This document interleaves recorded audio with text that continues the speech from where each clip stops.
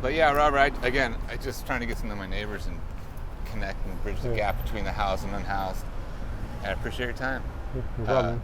And I start at the beginning. Robert, where were you born and raised? I was born in California, but I was raised up in South King County, like Maple Valley area. Gotcha. Yeah. What was home life like for you? Good and bad. I mean, it was fun growing up in the country, playing in the woods and all that. But you know, I had alcoholic and addict family, mom and dad. You know, separate. But You have brothers or sisters? I got 4 sisters and I got 1 brother. Nice. Yeah. What'd you guys do for fun in the woods out there?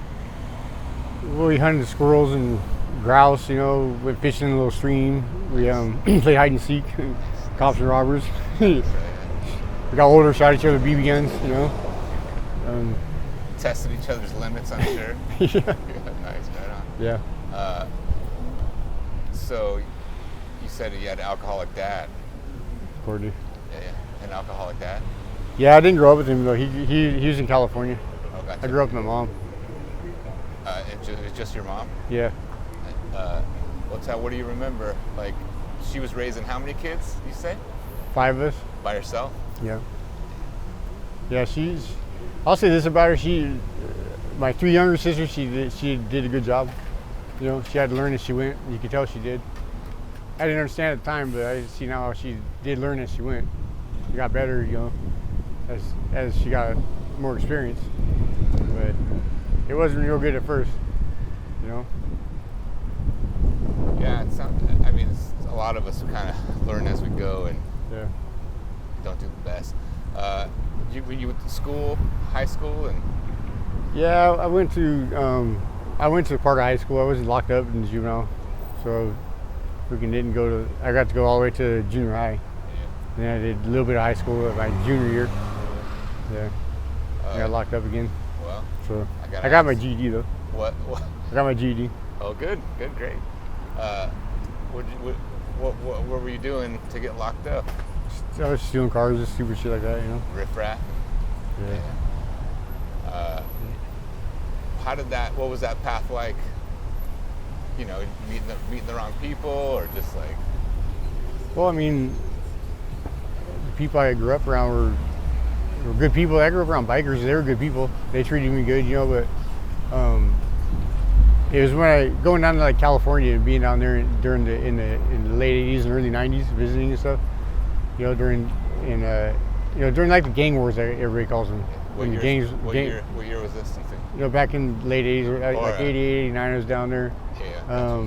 I was down there in '90, and then like a year before the LA riots. Were you like Southern California? Yeah, I was in Ontario. Yeah.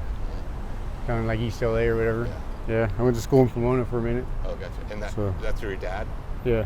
Oh, so did you live with your dad for a little bit? Or? Yeah. Okay. One time I had to go visit him when I was like 6. I didn't want to go back, so he let me stay. And my mom came and kidnapped me off the playground. Oh, wow. He lived off the playground down there in LA. And then when I was 12, I ran away and called him and he gave me a bus ticket. And I had an aunt down the Spanaway to pick me up, and I rode the Greyhound down there. Wow. And stayed down there for a while till she tracked me down again, sent my grandma and my uncle down to get me. And so it was a back and forth. Mm-hmm. But it was, that's kidnapping.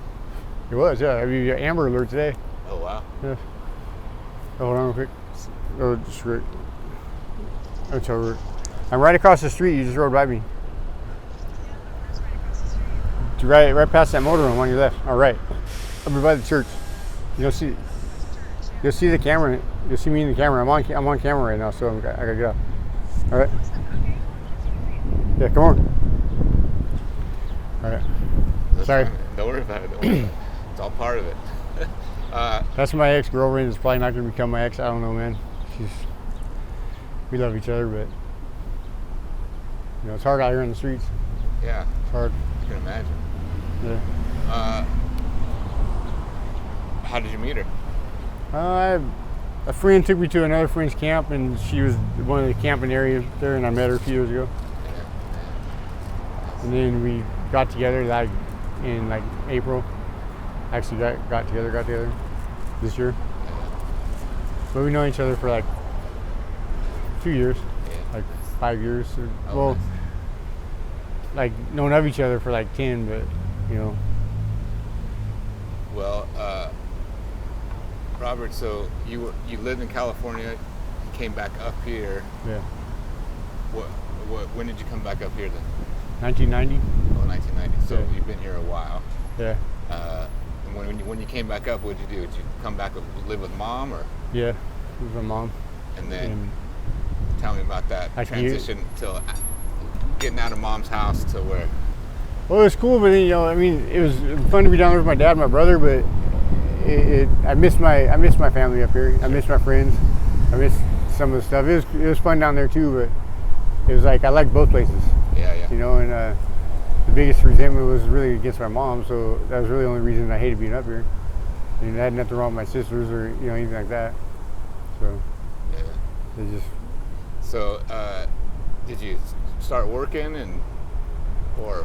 yeah. When I was actually 17, I had my first job, Yeah, yeah. official job. Oh, nice. Yeah, I was a pizza cook at an Italian restaurant. Nice. That was my first job. Well, was that my first? Yeah, my first job, official like on the books job. Yeah, yeah. Nice. And then worked at a lumber yard. And then I became a painter when I was 19. Oh, nice. Painting houses. Yeah, stuff like this. Oh, yeah. Big- Commercial painter. Yeah. And then I became residential and commercial. Yeah, yeah. Yeah. Well, I don't know how old you are now, but it's like, I'm sure you've had many jobs. Yeah. But I'm curious about, you were housed and then became unhoused. Yeah. What was that transition? Well, I became briefly homeless in like 2013. Me and my girlfriend, and then we got off the streets and we had a baby. Oh. And we ended up, while she was pregnant, on the streets again out here. And then we were in a shelter, and I was working and everything. And then I got her to finally go home by kind of fighting and arguing with her. Got her to go home to her family so that I could focus on me. And I got myself off the streets. And 3 months after my daughter was born, I did that with no assistance. Just all on my own. Oh, nice. And then her mom basically left me when she was like 4 months old, and I basically walked out of my own life. I jumped in my truck with my tools, my dirty laundry, and I've been out here ever since. Wow. How long ago was that? 2015. Oh, so your daughter's 8. She's gonna be 9 in this month. I Yeah. got a 9-year-old daughter. She's gonna be 9 in July 28th. Wow. She was born right here in Sweden. Wow. When was the last time you seen her?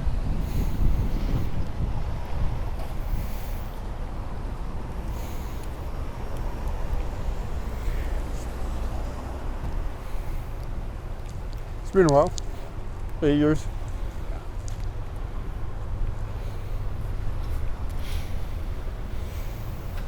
I cannot imagine not seeing my daughter for that long.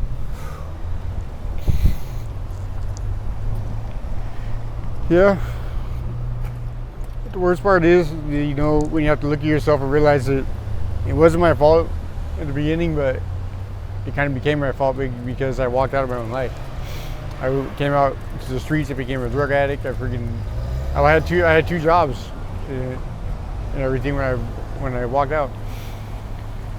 And I was working with the drug counselor. She told me the worst thing I ever did was to leave my apartment and quit my job, and I knew it was true, So it took me a long time to look at myself in the mirror because it hurt too bad, and it still does. But I'm to the point now where at least I just tear up a little bit. I'm actually crying, and I can actually still talk, So I'm working on it.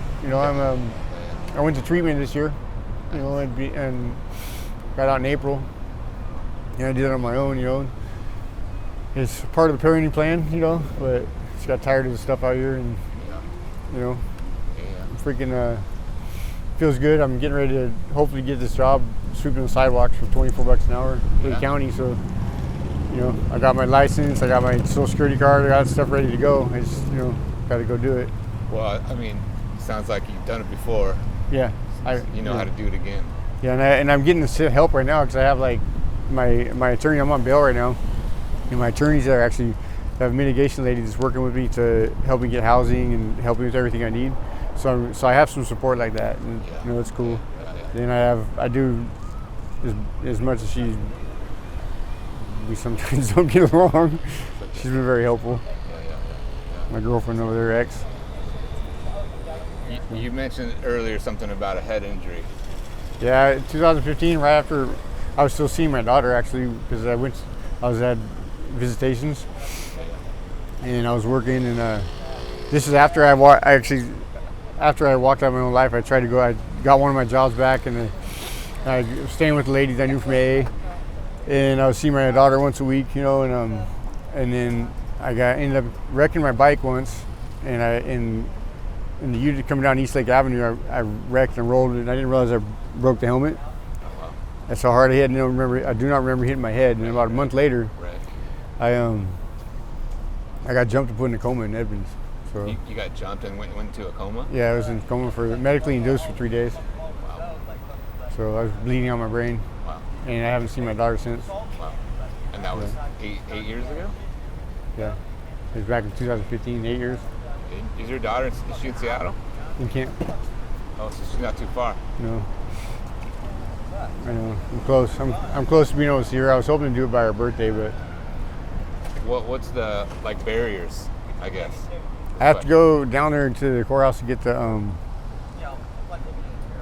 actual parenting plan, because it happened while I was actually still recovering from the coma, and I was obviously locked up, so I don't remember what it exactly was, you know. Yeah. So yeah. Yeah, man.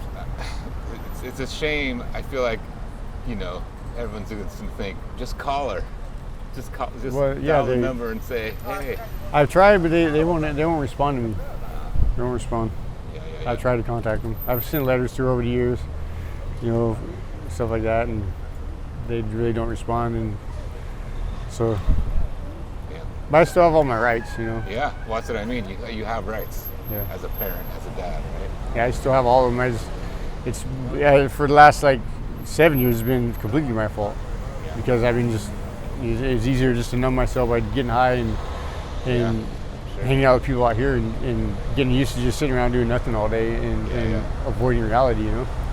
Yeah, I was gonna ask how you cope with that. I used to do drugs, you know, and it took me freaking going to prison to force me to actually get sober. I had to face myself, because I had no choice in jail, and then look at and say, dude, you're sober now. Look at you, and process that and everything. Yeah.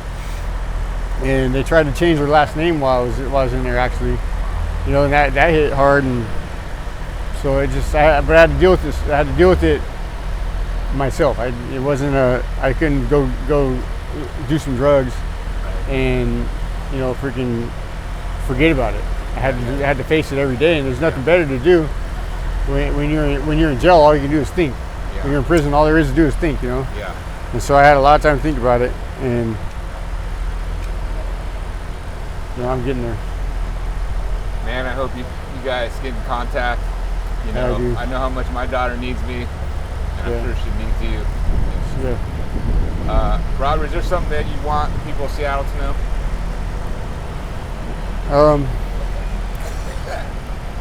That we are a community, whether we're on the streets or not, and there's bad people in every bunch, and there's also good people, and most people are, you know, everybody somewhere inside of them is good. We were created good, and so someone inside of everybody is something good, and if we take the time to look for it, we'll find it.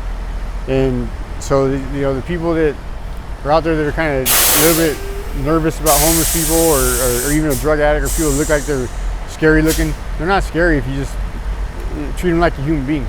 Say how you doing or something, you know, and don't be afraid of people. Then they won't be afraid, you know, and they won't act that way. You know, everybody wants to connect to people. It's a community. That's what it's all about. So if anybody sees me out there, they're welcome to say hi to me, you know, and it actually helps, because sometimes out here you get it gets to seem like the whole world's against you, you know, and I'm not against the world, you know. I've read the Bible 4 times. I just became a freaking Muslim the other day, the guy over in the U District.